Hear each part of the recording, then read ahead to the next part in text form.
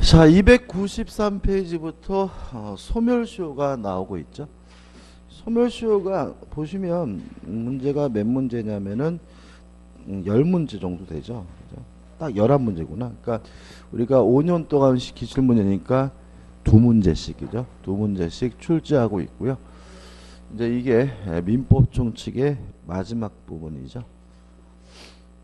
근데 어렵게 내지는 않습니다. 항상 우리가 그 기출문제 풀어보시면서 느끼시는 거 있으시죠? 그죠?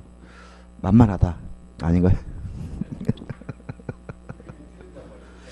그러니까 우리가 조그만 핀트만 맞추시면 돼요. 핀트만. 그죠? 그러니까 이게 뭐냐면 이런 게 있어요. 공부를 하는데 민법이죠, 민법. 이제 문제를 푸시는데 이게 어떤 게 있냐면 공부를 한 것을 끄집어내서 이게 문제를 푸는 게 아니라 문제를 풀 때는 떠오르질 않으시는 거야. 그래가지고 어떻게 해요? 대충 상식적으로 이렇게 풀어요. 그러면 이제 틀리죠. 틀고 나서 이렇게 정답이나 해설을 보면 맞아 아이 바보 이렇게 되잖아요. 그죠? 제 말이 맞나요? 그죠? 이게 뭐냐면 이게 그 공부하고 있는 것이 꺼내지질 않는 상태거든요. 그러니까 예를 들어 가지고 근데 왜 정답을 보고 해설을 보면 그때 또 팍 떠오르느냐? 이게 뭐냐면 그 구구단을 초등생이 외울 때하고 비슷한 현상이에요. 그러니까 꼬마애가 저는 2학년 때 초등학교 2학년 때 구구단을 외웠는데 5 곱하기 5는 이렇게 물어보면 다 9단까지 다 외웠단 말이죠. 그래도 25 이렇게 나오는 게 아니라 5, 20, 5, 35, 5, 4, 20, 5, 5, 20 이렇게 처음부터 네 글에다 나오잖아요. 그죠? 왜 그러냐면 그 아이는 구구단을 못 외운 게 아니라 구구단이 머릿속에 들어있긴 한데 5, 25라는 것이 떠오르려면 뭐가 필요한 거죠? 힌트가 필요한 거예요. 5, 20, 5, 35, 5, 4, 20이라는 힌트가 있어야 5, 25가 떠오르는 단계거든요. 근데 우리도 어떤 단계가 있냐면 공부란 게 끊어지질 않는 거죠. 5, 25가. 근데 이 해설을 보거나 정답을 보면 힌트가 주어지면 그때 비로소 뭐죠? 이게 탁 떠오른단 말이죠. 그러면 이제 또 뭘 할 수 있냐면 그 아이의 행태를 보면 알 수 있어요. 그 아이가 한 3개월 동안 그 짓을 하다가 한 3, 4개월 지나면 5 곱하기 5는 그러면 25 이렇게 바로 얘기한단 말이죠. 그러면 걔는 3개월 동안 뭘 한 거냐면은 반복을 한 거거든요. 반복. 다시 말하면 공부하고 있는 내용이 바로바로 떠오르려면은 결국 뭐가 필요한 거죠? 반복이 필요합니다. 다른 거 없어요. 그래서 우리가 뭔가 막 새로운 거를 막 해야 되는 건 아니고요. 계속해서 어떻게 해요? 반복을 해가지고 확실하게 뭐죠? 기억해 두시면 이제 그게 다져지면 이제는 뭐가 없더라도 힌트가 없더라도 문제를 풀 수 있는 단계에 돌입해요. 이러면 이게 50점입니다. 50점. 그래서 좀만 정리하면 바로 70점대로 올라갈 수 있기 때문에 요 단계 여기서 좀 지루해 힘들어요. 그러니까 공부를 해도 안 된다는 생각이 들게 되면 막 막막해지는데 그래서 여기서 막 이것저것 하는 경향이 있는데 그러지 마시고 침착하게 차근차근 뭐 하시면요 반복하시면 바로 충분히 극복될 수 있습니다. 시간 여유도 충분하고요. 일단 소멸시효인데요. 정리해보면 이런 거죠. 일정한 권리를 보유하고 있고요. 그 권리 행사가 가능한데도 일정 기간 행사하지 않으면 불행사하면 권리가 소멸되게 되는데 이걸 우리가 뭐죠? 소멸시효라고 합니다. 첫 번째 그러면 소멸시효 권리는 뭐냐? 채권과 뭐가요? 용익물권이 소멸시효의 권리죠. 그러면 일정 기간 동안은 몇 년이냐? 채권은 원칙적으로 몇 년입니까? 10년입니다. 10년이고 3년짜리도 있고 1년짜리도 있는데 3년짜리의 가장 대표적인 것이 뭐죠? 뭐 건축사, 의사, 조리사, 약사 해가지고 전문직 종사자의 채권이 몇 년이죠? 3년이고요. 그 다음에 1년짜리는 의식주와 관련된 채권, 먹고 자고 싸고 있는 채권, 그 다음에 학원비와 같은 교육비 채권, 그 다음에 또 연예인 같은 비전문가의 채권이 뭐죠? 1년짜리고, 항상 조심할 것은 이러한 단기 소멸시에 걸리는 권리라 하더라도 판결로 인해서 확정이 되면 이것도 몇 년짜리로 바뀌게 되죠? 10년짜리로 전환이 되게 된다는 거 조심하셔야 되겠죠. 그 다음 용익물권 중에선 용익물권만 소멸시에 걸리는데 몇 년이죠? 20년입니다.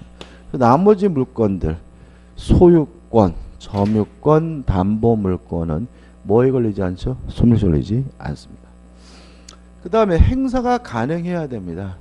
따라서 행사가 가능해야 된다는 말은 행사가 가능해야 시작된다. 그래서 소멸시효의 기산점은 행사가, 권리 행사가 가능한 때부터 시작하게 되고요. 또 소멸시효가 완성이 되려면 행사가 뭐죠? 가능해야 된다. 따라서 권리 행사가 불가능하다면 소멸시효가 완성되지 않는데, 이걸 우리가 소멸시효의 뭐라 그러죠? 정지라고 하고요. 또 불행사하고 있어야 됩니다. 따라서 권리를 행사하게 되면 소멸시효가 뭐가 돼요? 중단이 되고요. 권리를 행사했다는 이유로 중단이 되면 이때는 새롭게 다시 시작하게 됩니다. 그 다음에 이러한 요건을 갖추게 되면 권리가 소멸이 되는데요. 첫째, 소멸시효가 완성됐다는 것이 재판에서 문제가 되면 뭐가 필요하죠? 주장이 필요하다. 따라서 주장하지 않으면 법원은 소멸시효가 완성됐는지 안 됐는지를 뭐 하지 않죠? 고려해 주지 않고요. 또 소급표가 있죠. 다시 말하면 기산 시점으로 소급해서 권리가 소멸되게 된다는 점도 좀 주의하시면 되겠죠. 이 정도가 뭐죠? 개략적인 내용입니다. 요 가지 문제를 보면서 좀 구체적인 내용을 좀 보자고요. 1번 소멸시효에 걸리는 권리는 채권과 용익물권만 소멸시효에 걸립니다. 1번 지역권이 뭐죠? 용익물권이니까 답은 뭐죠? 1번이겠죠. 2번 소멸시효에 관한 설명으로 옳지 않은 것은 1번 소멸시효는 법률에 의하여 가중할 수 있으나 배제할 수는 없다. 여기서 조심할 것은 뭐냐면 연장 또는 가중할 수 없어요. 왜냐하면 가중하게 되면 채무자에게 뭐죠? 불리하죠. 우리 민법 밑에 나와 있지만 184조에서 연장 또는 가중할 수 없다라고 규정되어 있기 때문에 답은 뭐죠? 1번이죠. 2번 소멸시효가 완성된 채권이 그 완성 전에 상계할 수 있었던 것이면 그 채권자는 상계할 수 있다. 맞습니다. 우리가 상계라는 말은 뭐죠? 줄 돈과 받을 돈을 까는 거죠. 그죠? 따라서 만약에 상계할 수 있는 권리라면 채권자 스스로 상계하는 거 가능하고요. 3번 소멸시효 완성은 그 기산일에 소급하여 효력이 있으나 제척기간 완성은 장래에 향하여 효력이 없다. 효력이 있다. 맞습니다. 다시 말하면 제척기간에 대해 간단히 말씀드리면 제척기간은 권리의 법정 행사기간을 말합니다. 그래서 제척기간 관리는 권리는 가장 대표적인 것이 뭐냐면 형성권이거든요. 이런 법정 행사기간은 우리가 제척기간이라고 하는데요. 특이한 점은 정지제도가 없고 중단제도가 없기 때문에 제척기간은 소멸시효와 달리 뭐 될 수 없습니까? 연장될 수가 없다는 거 주의하시기 바라고요. 원칙적 기간은 몇 년입니까? 10년입니다. 다른 것도 있긴 하지만 일단 원칙만.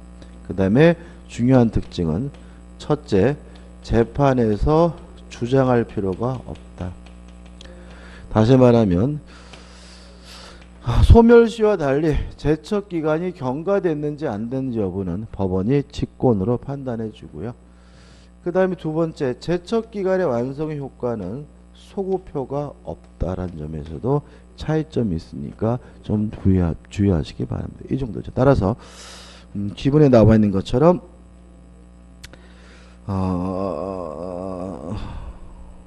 제척기간의 완성은 장래 향하여 효력이 있다는 질문은 맞는 질문이죠.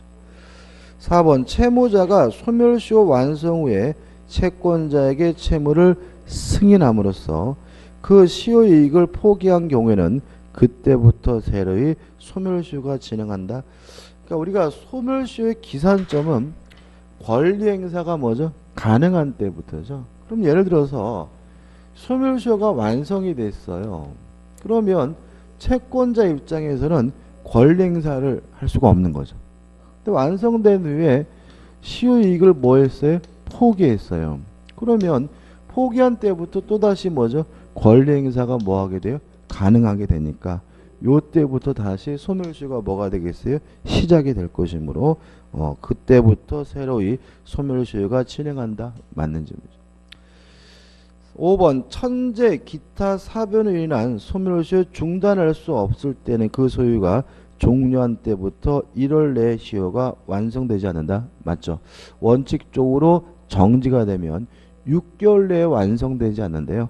천재 기타 사변으로 인한 정지는 몇 개월이죠? 1개월 내에 완성되지 않으므로 맞습니다. 답은 1번입니다. 넘기셔서 3번입니다. 소멸시효와 제척기간에 관한 설명으로 옳은 것을 찾는데요. 1번 채권 양도의 통지만으로도 제척기간에 준수에 필요한 권리의 재판의 행사로 볼 수 있다. X입니다. 채권 양도의 통지는 물론 권리 행사가 아닙니다. 2번 점유물 반환 청구권은 실체법상 권리이므로 그 제척기간은 출소기간을 의미하지 않는다. X입니다. 이게 어떤 내용이냐면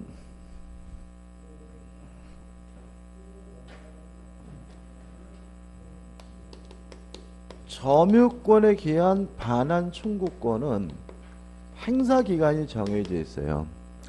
몇 년 동안이면 1년 동안만 행사할 수 있는데요. 요 1년이란 기간의 의미가 뭐냐에 대해서 일단은 소멸시효로 볼 수는 없어요. 왜냐하면 소멸시효 걸리는 권리는 채권과 뭐죠? 용익물권만 소멸시효 걸리기 때문에 우리 판례는 요 1년을 뭐로 이해하냐면 제척기간으로 이해합니다. 그 다음에 출소기간, 소송을 제기할 수 있는 기간으로 이해하고요. 우리 시험 범위 안에서는 거의 유일해요. 그래서 요 점유권에 기한 반환 청구권 행사기한 1년은 뭐죠? 출소기간이라는 거 꼭 기억해 두시고 나머지 것들은 출소기간이 아닙니다. 따라서 2번은 뭐죠? X네요.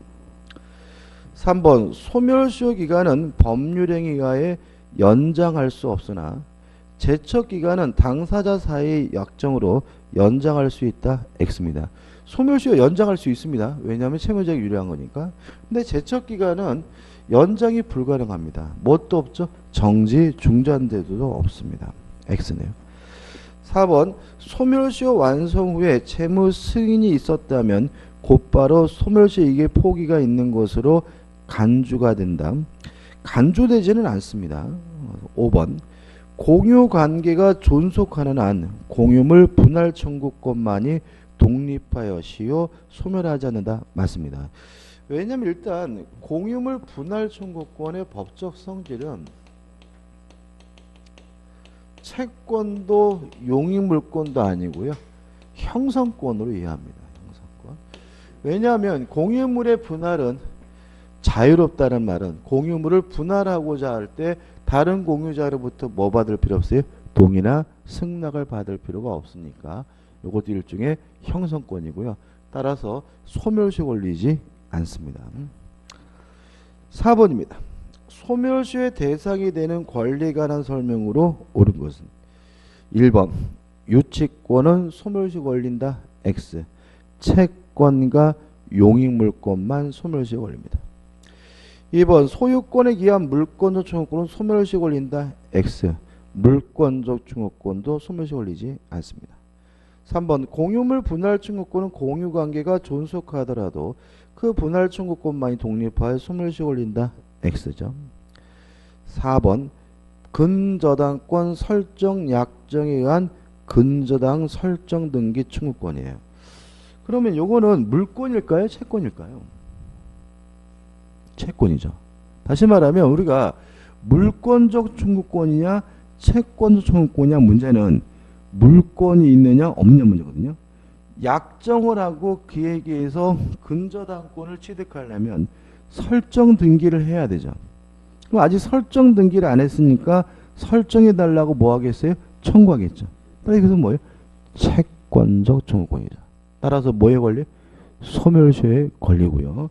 또 지문에 나와 있는 것과 그 피담보 채권이 될 채권과 별개로 소멸시효가 따로 진행되기 때문에 요 4번은 뭐죠? 맞는 질문이 되겠죠. 이해되시나요? 그죠? 다시 말해 이런 얘기입니다. 을이 갑에게 1억을 불려줬어요. 그래서 1억을 달러 요구할 수 있는 뭐가 있죠? 채권이 있고요. 또 갑과 을이 만나가지고 근저당권, 저당권에 관한 설정 계약을 했습니다. 그러면 을은 설정 등기를 해달라고 요구할 수 있는 설정 등기 청구권을 갖게 되고 이것도 아직 저당권이 없으니까 그 법적 성질은 뭐가 되는 거죠? 채권적 청구권이 되는 거죠. 그러면 을의 입장에선 채권이 두 개인 거예요. 1억을 달라고 요구할 수 있는 뭐예요? 채권과 저당권을 설정해 달라고 요구할 수 있는 뭐죠? 채권과 두 가지 채권이 있고요. 두 가지 채권은 뭐죠? 별개의 채권이니까 별개로 뭐가요? 소멸시효가 진행이 되겠죠. 이해되시죠? 그죠? 주의하시기 바라고. 4번은 맞죠? 5번 부동산을 매수한 자가 이렇게 나와 있죠. 소멸시효 관련돼서 아주 잘 나오는 거죠. 일단 정리해 보면 매수인의 등기 청구권이죠. 물론 물권적 청구권이 아니라 뭐죠? 채권적 청구권입니다. 왜냐하면 매수인이 소유권을 취득하려면 뭘 해야 돼요? 등기를 해야 되고요. 아직 등기를 안 해서 등기를 해달라고 청구하고 있는 상태라면 이 사람은 아직 소유권, 물권이 없으니까요. 따라서 채권적 청구권이기 때문에 원칙적으로 뭐에 걸려야 됩니까? 소멸시효에 걸려야 합니다. 근데 문제는 우리 판례는 소멸시효에 걸리려면 권리를 행사하지 않고 어떻게 해요? 방치하고 있어야 되죠. 그죠? 만약에 권리를 행사하고 있다면 소멸시효가 뭐도 안 돼요? 시작도 안 됩니다. 근데 우리 판례는 매수인이 점유를 계속하고 있는 상태는 권리를 방치하고 있는 것이 아니라 권리를 계속해서 행사하고 있는 상태이기 때문에 뭐에 걸리지 않죠? 소멸시효에 걸리지 않고요. 또 수동적으로 점유를 계속하는 것만 권리 행사냐?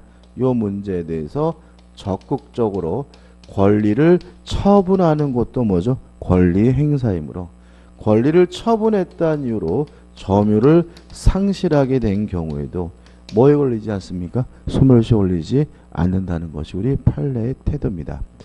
따라서 계속 보시면 부동산을 매수한 자가 그 목적물을 인도받아 사용 수익하고 있어요. 점유를 계속하고 있는 거죠.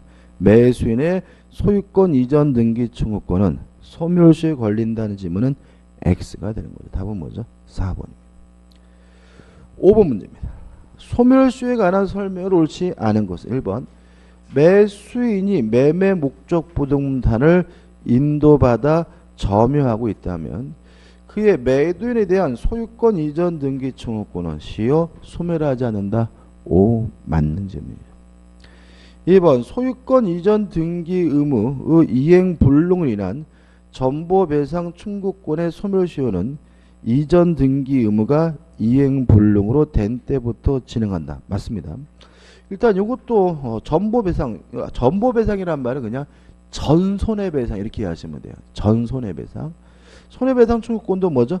채권적 청구권이고요. 따라서 뭐에 걸립니까? 소멸시효에 걸리고 물론 이것도 언제부터 시작합니까? 권리 행사가 가능한 때부터 시작할 거고 손해배상 언제 청구할 수 있습니까? 손해가 발생한 때니까 이행불능이 된 때부터 진행한다, 시작한다, 맞는 점이 되는 거죠.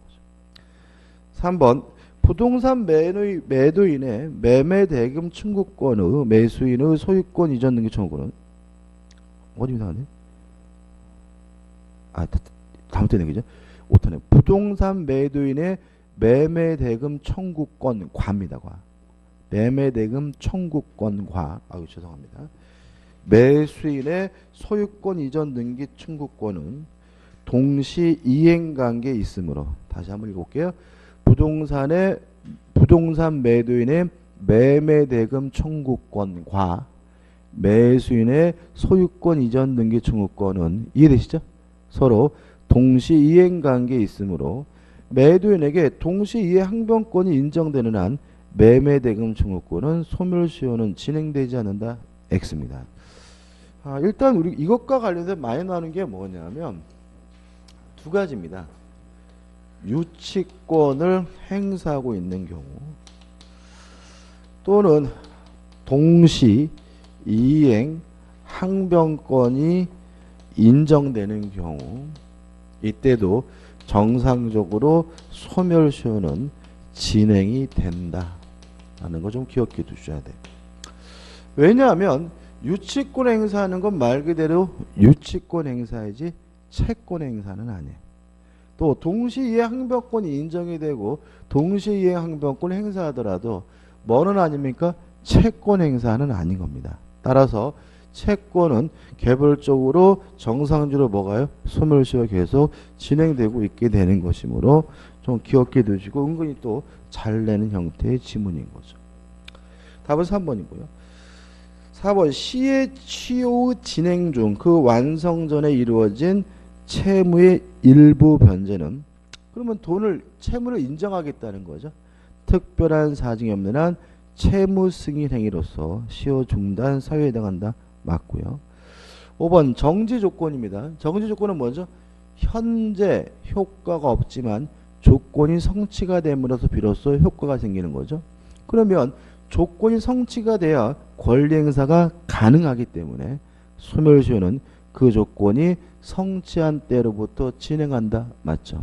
우리 말씀드리지만 소멸시효의 기산점, 시작점은 권리 행사가 가능한 때부터 시작하게 됩니다.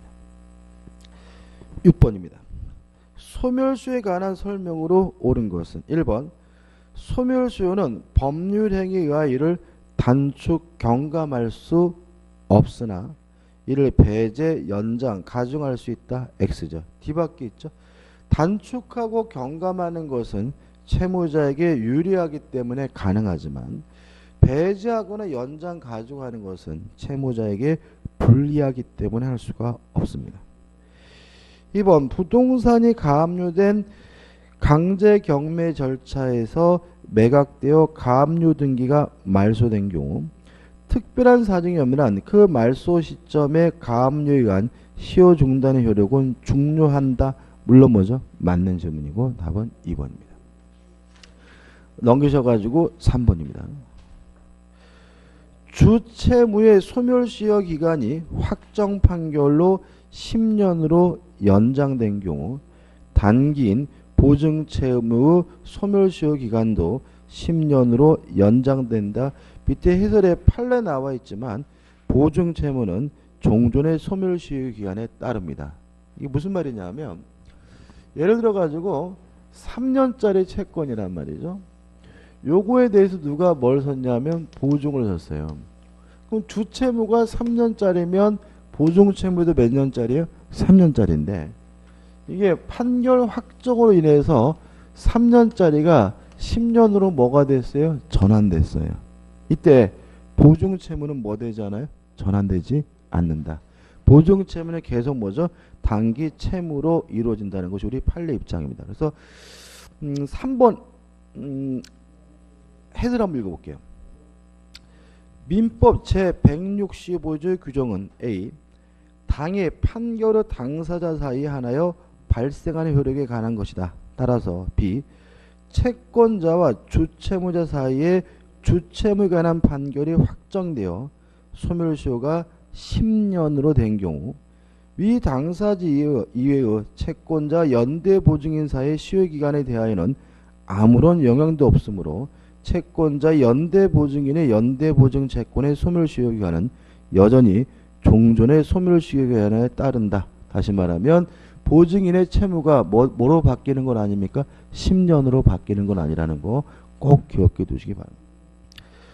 4번 채무자가 액수의 다툼이 없는 채무의 소멸시효가 완성된 후 그 일부를 변제한 경우 나머지 채무에 대해서는 시효의 완성의 이익을 포기한 것으로 추정되지 않는다가 아니라 뭐죠?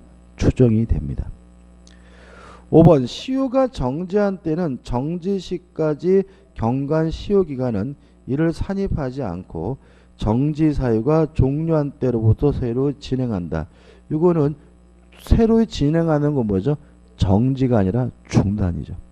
다시 말하면 정지 사유가 종료한 때 새로 진행하는 것이 아니라 중단 사유가 종료한 때 다시 시작되므로 5번은 뭐죠? X입니다. 7번입니다. 갑은 2010년 1월 15일 식당에서 친구들에게 음식을 사주고 그 대금은 다음날 지급하기로 을과 약정하였다. 다음 설명이 옳지 않은 것이죠. 그럼 음식값이니까 의식주와 관련된 채권이니까 몇 년짜리죠? 1년짜리죠. 그럼 소멸시효 기산점은 다음 날이니까 다음 날부터 시작이 되겠죠. 그러면 1월 16일부터 1년이니까 몇 년이죠? 2011년 1월 16일 날 자정에 뭐죠? 소멸시효가 완성이 되고요. 물론 판결로 확정이 되면 1년짜리가 뭐로 바뀌죠? 10년짜리로 바뀌겠죠. 1번 갑과 을이 음식료에 대한 2010년 10월 10일 재판상 화해를 한 경우 이거는 뭐죠? 판결입니다. 따라서 시효기간은 10년이다. 맞는 지문이죠. 2번 갑이 2011년 1월 9일 을에게 음식료를 갚겠다고 했다면 채무를 승인한 거죠. 따라서 소멸시효가 뭐가 돼요? 중단이 되고요.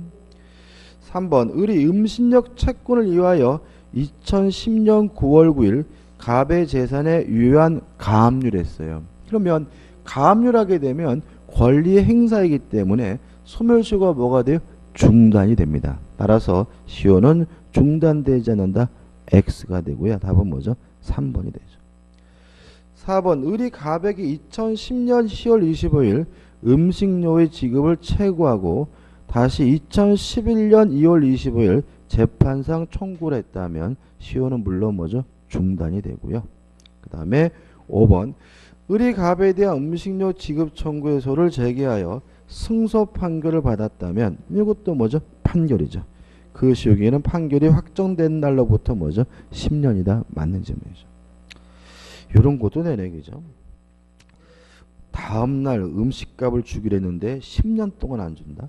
8번 갑은 그 소유 부동산을 1980년 7월 16일에게 매도하였다.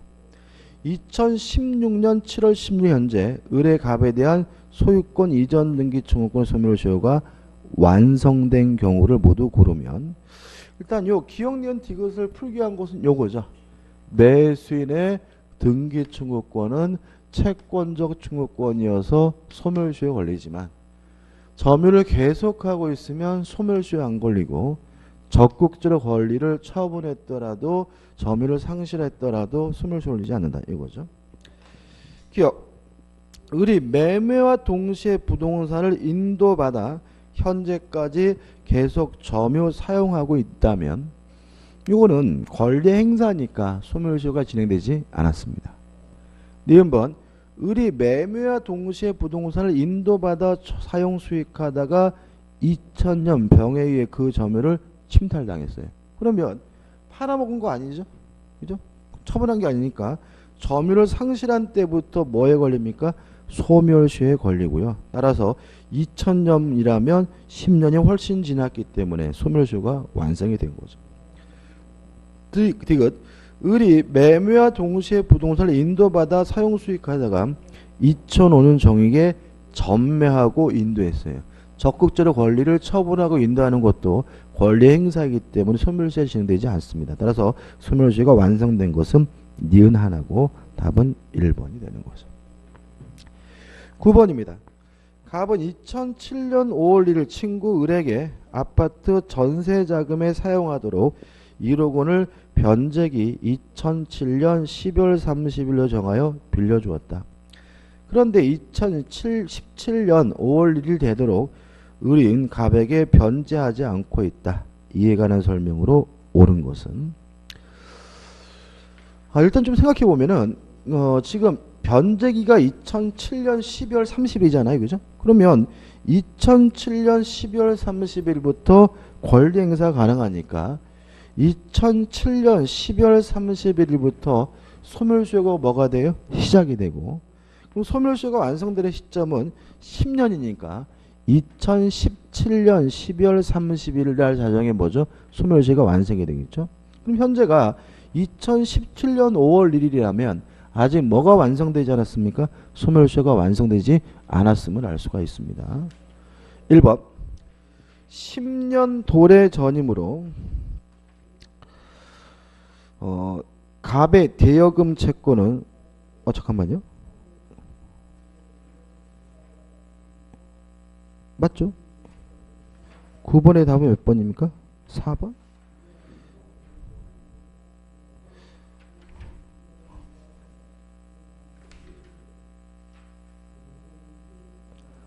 친구 을에게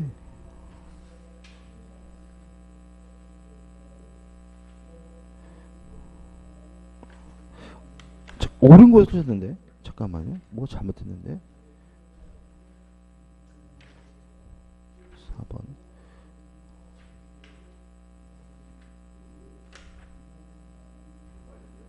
예? 이상 없어요? 2007년 문제 다시 볼게요. 5월 1일 친구 을에게 아파트 전세 자금을 사용하도록 1억 원을 변제기 2017년 12월 30일로 정하여 빌려줬다.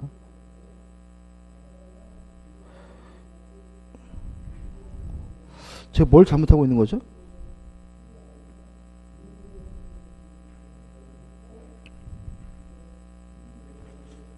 옳은 것은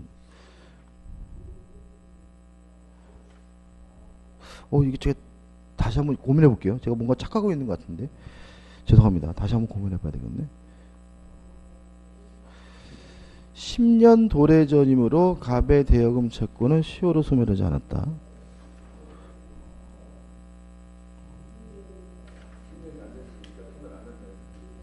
그죠?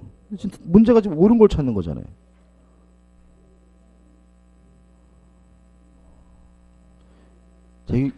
이 9번 문제는요. 제가 다음 주에 다시 한번 말씀드릴게요. 문제가 잘못된 것 같기도 하고요. 틀린 걸 찾는 것 같기도 하고. 다시 말씀드립니다. 죄송합니다. 10번입니다. 소멸시효에 관한 설명으로 옳지 않은 것은 1번 건물 소유권은 소멸시효 걸리지 않는다. 왜냐하면 채권과 용익물권만 뭐에 걸리죠? 소멸시효 걸리죠. 2번 채권자의 대의소송의 상대방은 채권자의 채무자에 대한 피보존 채권이 시효로 소멸하였음을 원형할 수 있음이 원칙이다. 이게 무슨 말이냐면 이런 얘기입니다. 을이 갑에게요. 예를 들어서 1억 원을 빌려줘서 1억을 받을 뭐가 있냐면 채권이 있어요. 갑도 병에게 예를 들어서 1억 5천을 빌려줘가지고 1억을 받을 뭐가 있냐면 채권이 있단 말이죠. 근데 갑이 병으로부터 돈을 안 받아요. 왜냐하면 받아봤자 얘한테 또 얼마를 뜯겨야 돼요? 1억 원을 뜯겨야 되니까. 그죠? 이럴 때 을은 갑의 채권자로서 갑을 대의해서 병에 대해서 채권을 이행해 줄 것을 뭐 할 수 있어요? 행사할 수가 있어요. 근데 문제는 뭐냐면 요 을의 채권이 소멸시효가 완성됐다는 점입니다. 자, 한번 생각해 보자고요. 을이 갑에게 받을 채권이 소멸시효가 완성됐더라도 병은 갑에게 1억 5천을 뭘 해야 돼요? 갚아야 되는 거죠. 따라서 병은 을의 채권이 소멸시효가 완성됐다는 점은 뭐 할 수 없어요? 주장할 수가 없습니다. 이해되시나요? 그죠? 다시 말씀드리면 을이 갑에게 1억을 빌려주고 갑이 병에게 1억 5천을 빌려줘서 을이 채권자로서 갑을 대의해서 병에게 갑한테 1억 5천을 갚으라고 대위 청구 소송을 제기했을 때 병의 입장은 어차피 자기 돈은 뭘 해야 돼요? 갚아야 되는 거니까 을의 채권이 실제로 소멸시효가 완성됐다 하더라도 병은 을의 채권이 소멸시효가 완성됐음을 뭐 할 수 없습니까? 주장할 수는 없는 겁니다. 왜냐하면 병은 어차피 갑에게 뭘 해야 돼요? 돈을 갚아야 되니까. 다시 한번 읽어볼게요. 2번 채권자의 대의소송의 상대방은 병입니다. 채권자의 채무자에 대한 피보전 채권. 이게 뭐죠? 을이 갑에게 준 1억 채권이죠. 시효로 소멸하였음을 원형할 수 있음이 원칙이다. X. 원형 주장할 수는 없습니다. 어차피 자기 채무가 소멸시효가 완성되지 않았다면 자기 채무는 갑에게 뭘 해야 되기 때문에 이행을 해야 되기 때문에 답은 뭐죠? 2번입니다. 3번 1개월 단위로 지급되는 집합 건물의 관리비 채권은 3년의 단기 소멸시효에 걸린다. 맞습니다. 일종의 사용료이기 때문에 그렇고요. 4번 가등기 담보권이 설정된 부동산의 제3취득자는 그 피담보 채권에 관한 소멸시효를 독자적으로 원형할 수 있다. 맞습니다. 다시 말하면 제3취득자도 이해관계가 있으므로 소멸시효가 완성됐음을 뭐 할 수 있어요? 주장할 수 있습니다. 이런 얘기입니다.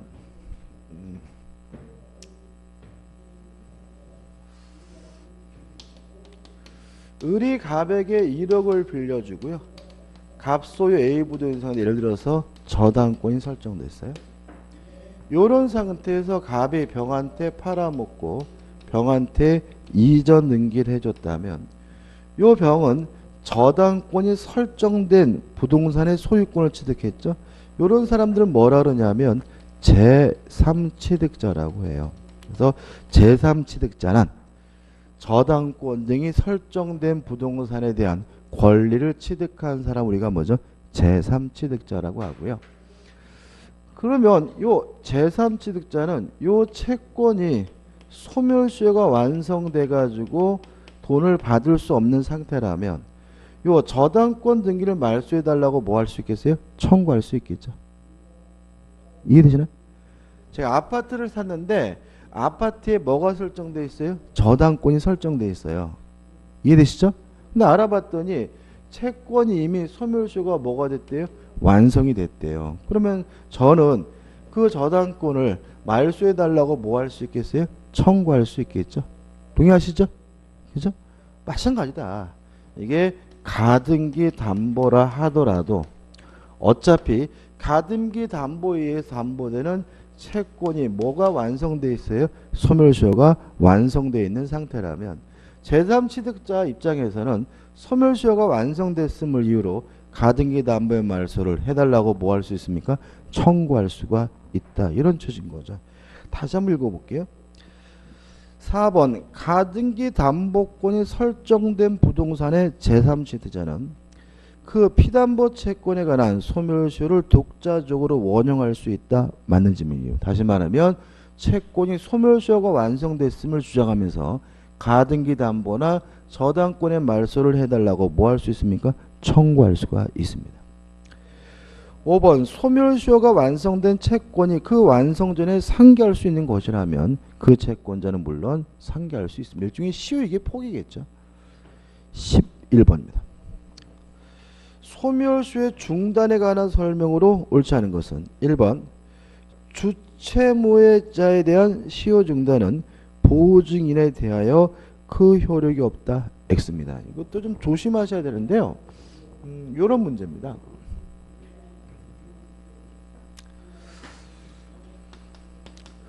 을이 갑에게요 1억을 빌려주고 병이 뭘 섰냐면 보증을 섰어요. 근데 1억 채권에 대해서 소멸시효를 중단시키는데 만약에 을이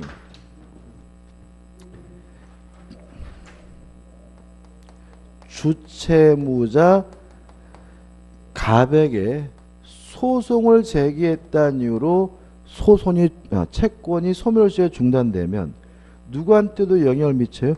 보증인의 채권도 뭐죠? 소멸시효가 중단이 됩니다. 근데 조심할 것은 뭐냐 하면 보증인에게 소송을 제기했다는 이유로 보증인의 채권의 소멸시효가 중단되는 경우에는 주채무자의 소멸시효는 뭐죠? 중단되지 않습니다. 다시 한번요. 누구한테 소송을 제기했어요? 주채무자에게 소송을 제기했으면 그 중단의 효력이 어디에도 미칩니까? 보증인에도 미칩니다. 그럼 지금 보시면 주채무자에 대한 시효 중단은 보증인에 대한 그 효력이 없다는 질문은 뭐죠? X가 되고요. 주의하실 점은 보증인에게 소송을 제기했다는 이유로 소멸시효를 중단시켰을 때는 누구한테는 영향을 안 줍니까? 주채무자에 영향을 주지 않는다. 다시 말하면 보증인의 소멸시효 중단은 주채무자 채무에 대한 소멸시효를 중단시키지 않는다는 것과 꼭 같이 기억해 두시기 바라고요. 답은 1번이죠. 2번 시효 중단의 효력이 승인에는 상대방의 권리가 난 처분 능력이나 권한이 있음을 요하지는 않고요. 3번 파면된 직원이 제기한 파면 처분 무효 확인의 소는 그 파면 후의 보수금 채권에 대하여 시효 중단의 효력이 있다는 질문은 X입니다. 맞습니다. 그죠? 왜냐하면 무효 확인의 소송을 제기하는 것은 그죠? 뭐죠? 이런 얘기죠. 자, 요 시점에서 파면을 받았어요. 이만큼 시간이 흘렀습니다. 그죠? 근데 만약에 이 파면이 무효가 되면 요 기간 동안에 급여를 따로 청구할 수 있겠죠? 그죠? 다시 말하면 우리 판례에 따른다면 요 파면에 대해서 무효임을 다투기 시작한다면 그동안의 급여 청구권 보수 채권도 소멸시효가 뭐가 돼요? 중단이 된다는 것이 판례 입장이기 때문에 3번은 뭐죠? 맞는 질문입니다. 이번에 보니까 어떤 공무원인가요? 국민은 개되지만도 못하다. 기억나세요? 그죠? 그래가지고 잘렸는데 개되지만도 못하다는 이유로 파면을 당했는데 재판부에서 그러면 이제 파면 무효 소송을 제기했어요. 그랬더니 승소를 했어요. 그러니까 개되지만도 못한다고 말한 놈은 나쁜 놈인 건 맞지만 그런 이유만으로 공직에서 뭐 할 수 없어요? 파면시킬 수는 없다. 이게 또 판결의 이유더라고요. 이제 개되지만도 못한다고 얘기해놓고 이제 어떻게 다시 그래가지고 오면서 라디오 들으니까 복지시켜가지고 근무를 시키겠다 이렇게 나오더라고요. 근데 모르겠어요. 예? 다시 소송한다고요? 그러니까 이제 파면이 너무 지나치다는 거잖아요, 그죠? 그러니까 다른 거 이제 다른 감봉, 정직, 이런 걸 또 따로 해야 되겠죠, 그죠? 개대집은 또 못하다.